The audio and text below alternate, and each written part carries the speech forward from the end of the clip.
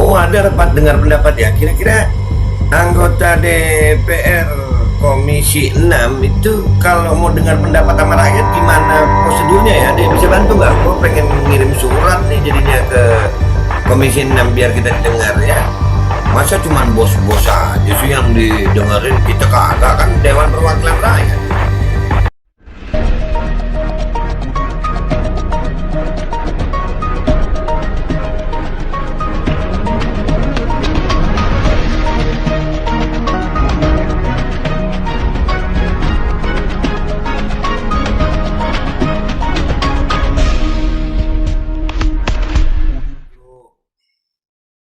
Assalamualaikum warahmatullahi wabarakatuh. Welcome back, selamat datang lagi di channel Babe Aldo bersama gue Babe Aldo. Yang tetap santuy, tetap bakal sehat, dan jangan lupa ngopi. Bismillahirrahmanirrahim.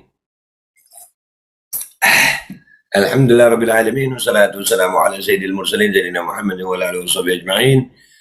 Rabbi shrah li sadri wa yassir li amri wahlul 'uqdatam min lisani yafqahu qawli bi nabi wa alihi. Salam revolusi akhlak, semangat revolusi akhlak. Semoga akhlak kita jadi lebih baik hari ini dibanding yang kemarin. Panjang umur, perjuangan, merdeka, Allahu Akbar. Seperti biasa, sebelum gua konten ya, masuk di konten. Nah, nih ada Gustul Hindi. Ya, Gustul Hindi ini ramuan herbal yang luar biasa. Yang kalau kita seduh, nyeduhnya kayak kopi, dikasih madu, terus kita minum tiap hari, itu menambah imunitas. Di tengah cuaca yang buruk, polusi udara di mana-mana, ya kan, PPKM itu membuat kendaraan di situ aja. Nah, itu kesehatan kita akan mudah terganggu. Kita perlu imunitas yang kuat, salah satunya dengan cara Gustul Hindi. Ya, insya Allah di deskripsi ada nomor teleponnya. Mudah-mudahan semuanya bisa jadi lebih baik keadaan kedepannya. Yang sakit dari kita insya Allah jadi sakit penghapus dosa, penambah pahala, dan mudah-mudahan segera disehatkan sama Allah Subhanahu wa taala. Amin ya rabbal alamin. Dan setelah konten gue yang tadi, yang sebelum ini adalah tentang CEO Pfizer yang mengatakan bahwasanya kita akan hidup bersamalah dengan COVID ini karena itu akan jadi common flu biasa ya. Maka itu jadi pelajaran buat kita bahwasannya ternyata micin tuh vaksin itu bukan cara satu-satunya ya untuk membuat badan kita sehat, tuh banyak cara, dan itu akhirnya imunitas alami juga terbentuk ya, natural immunity-nya terbentuk gitu. Jadi nggak harus dengan micin gitu. Nah, tapi ada berita mengejutkan juga nih ya. Berita mengejutkannya adalah ini, kita lihat ya. Bismillahirrahmanirrahim. Nah tuh, lu baca deh, itu dari bisnistempo.co bahwasanya bos Bio Farma anggap pandemi COVID-19 sebagai berkah. Kenapa? Oh ya berkah lah Pak ya. Direktur, ini fotonya beliau nih. Direktur Utama PT Bio Farma Persero, Honesty Bashir, saat mengikuti rapat dengar pendapat dengan Komisi 6 DPR RI Senin 5 Oktober. Rapat ini juga membahas program pemulihan ekonomi nasional, profit perusahaan, OPEX, dan operasional perusahaan OPEX, dan lain-lain. Oh, ada rapat dengar pendapat ya. Kira-kira anggota DPR Komisi 6 itu kalau mau dengar pendapat sama rakyat gimana prosedurnya ya? Ada yang bisa bantu nggak? Gue pengen ngirim surat nih jadinya ke Komisi 6 biar kita didengar ya. Masa cuman bos-bos aja sih yang didengerin, kita kagak kan Dewan Perwakilan Rakyat. Kan Dewan Perwakilan Rakyat ya. Masa bos Bio Farma aja. Rakyat gimana Pak? Bisa nggak kita Pak mau ketemu Bapak Komisi 6 untuk dengar pendapat? Mudah-mudahan bisa ya, mudah-mudahan ada caranya ya. Ya mudah-mudahan deh. Mudah-mudahan ada caranya, kita akan cari caranya supaya kita didengar sama Komisi 6 DPR RI. Ya, kita baca beritanya. Tempo.co, Jakarta. Direktur Utama PT Bio Farma Persero, Honesty Bashir, menganggap pandemi COVID-19 sebagai berkah ketimbang masalah. Ia pun menjelaskan pandangannya tersebut. Wah ya berkah banget ya Pak ya. Saya pikir ini positifnya berkah sebenarnya, karena kalau kita mau lihat sesuatu karya itu harus diuji. Bagi saya pandemi ini berkah. Jadi rakyat Indonesia yang kena KIP itu semuanya hasil ujian ya Pak, berkah. Nah, buat para yang udah kena korban KIP, kalian adalah berkah. Kalian adalah berkah. Kalian adalah bahan uji coba berkah sekali. Ngopi kita Pak. Ujar Honesty dalam sebuah acara daring Kamis 7 Oktober 2021.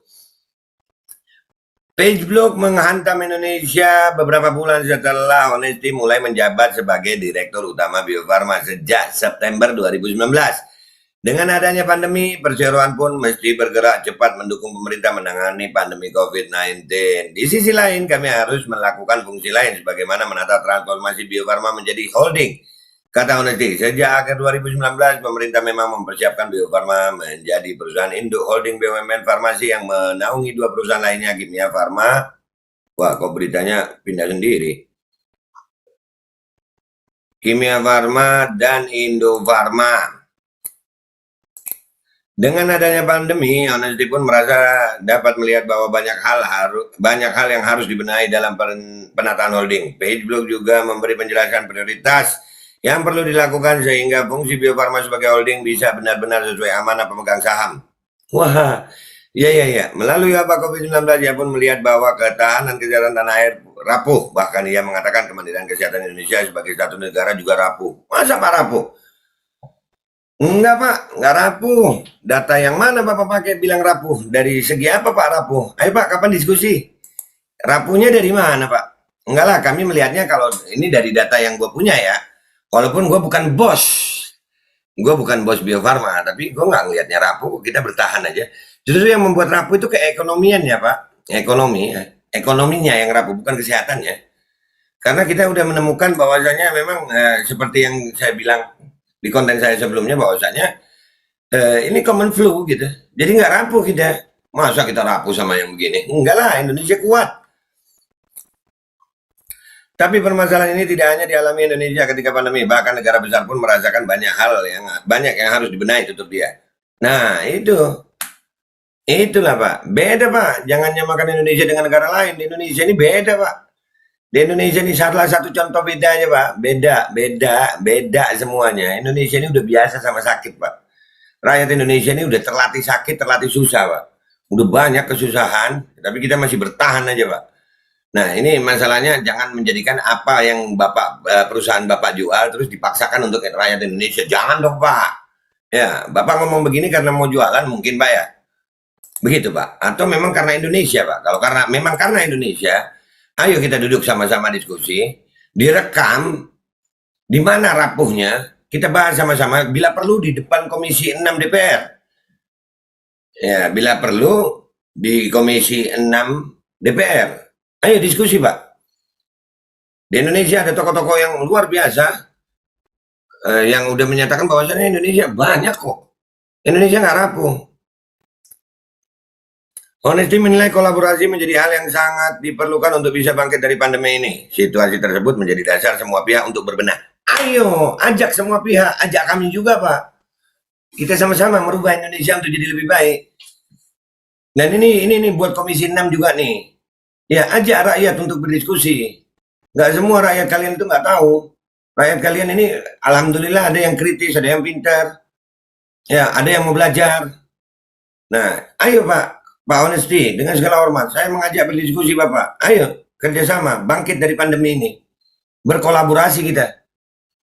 Ia mengibaratkan pembenahan khususnya di dalam Bio Farma itu seperti membangun rel kereta api. Rel kereta terus ditambah dan dibangun, sementara keretanya tetap jalan. Kita harus melakukan fungsi dua-duanya. Bagus. Tapi jangan jadikan rakyat sebagai bahan bakar kereta api itu, Pak. Jangan. Rakyat harus jadi penumpang yang dimanjakan dengan adanya rel kereta api dan kereta api itu, Pak. Apalagi kata dia, Bio Farma sebagai BUMN farmasi memiliki dua fungsi. Pertama, sebagai agen pembangunan yang membantu pemerintah dalam hal seperti saat ini. Kedua adalah fungsi BUMN untuk menciptakan nilai. Terus untuk rakyatnya gimana Pak? Mudah-mudahan ini pemerintah juga mendengar. Ya, jadi semuanya kita bekerja sama Pak. Ayo, ya jangan apa ya memakai data bukti dengan sepihak aja Pak. Jangan jadikan Bio Farma ini memang berkah ini pandemi untuk keuntungan sebagian pihak aja Pak. Bapak terang-terangan kalau nggak ada begini, Bapak bilang nggak nguji. Ya, berarti yang diuji adalah rakyat gitu Pak ya. Terus yang jadi korban itu rakyat gitu Pak ya. Wah keren dong Pak ya. Rakyat Indonesia adalah berkah karena telah menjadi uji coba. Begitu Pak. Apakah memang begitu Pak? Waduh, waduh. Jadi bagaimana membantu pemerintah mengatasi pandemi dan paralel dengan melakukan penataan holdingnya untuk menghasilkan value, angka yang akan membantu tidak hanya tapi ekonomi Indonesia keseluruhan, kata Honesty. Ayo, bantu dong. Jangan cuma ekonomi Pak, kesehatan masyarakat tuh. Ya nggak sedikit loh Pak korban KIPI. Ya jangan dipaksain. Jadi Bapak bilang rapuh tadi, ini banyak yang mestinya dibahas sama Bapak nih. Dan ini gue berharap video ini juga menjadi ada yang bisa bantu gue ngirim surat ke Komisi 6 ya.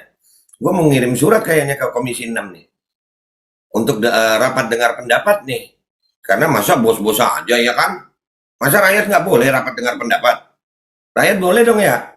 Boleh, kita nggak boleh demo kan? Kita mau dengar pendapat. Biarkan rakyat berpendapat di depan Komisi 6. Kami kayaknya akan berkirim surat juga ke Komisi 6 nih. Ya, karena di sini ada ya Bapak Bos BUMN, Bapak Honesty mengatakan seperti itu. Waduh, jadi Pak, menurut Bapak berkah ya Pak ya, rakyat diuji coba gitu Pak ya. Oh, ini pernyataannya ada, di Tempo ada. Nah ini siapa yang bisa membantu Babe dan MPR untuk mengirim surat ke DPR RI Komisi 6 khususnya. Komisi 6, karena jujur aja gue mau pengen tahu nih, mau nggak mereka mendengar pendapat kita sebagai rakyat? Kita ini juga rakyat. Jangan dianggap kita ini rakyat yang membangkang begitu. Bukan, Pak. Bukan membangkang kami. Kami punya data. Kami ingin menyampaikan data kami kepada Bapak supaya Bapak juga banyak pertimbangan. Opini jangan cuma satu sisi. Karena kalau dari opini BUMN, kayaknya opininya ini adalah opini-opini tentang value ekonomi gitu. Sementara rakyat ini yang di bawah Pak banyak yang jadi korban. Nah, kami menganggapnya bahwasannya yang di atas ini mungkin belum mendengar gitu. Kami juga yang salah mungkin. Kami salah bersuara mungkin. Ayolah Pak. Mudah-mudahan video ini bisa dibantu share. Yang punya kenalan-kenalan, mungkin kenalan dari DPR RI. Kalau gua kan nggak punya kenalan siapa-siapa. Ya, tapi kita akan mengirim surat kayaknya. Kita akan mengirim surat. Kita akan mengirim surat ke DPR RI, khususnya Komisi 6. Mudah-mudahan bisa itu. Mudah-mudahan bisa. Kami ingin punya sesuatu yang bisa didengar pendapat kami tentang masalah pandemi ini. Seperti kata Pak Honesty tadi adalah perlunya kolaborasi dengan rakyat.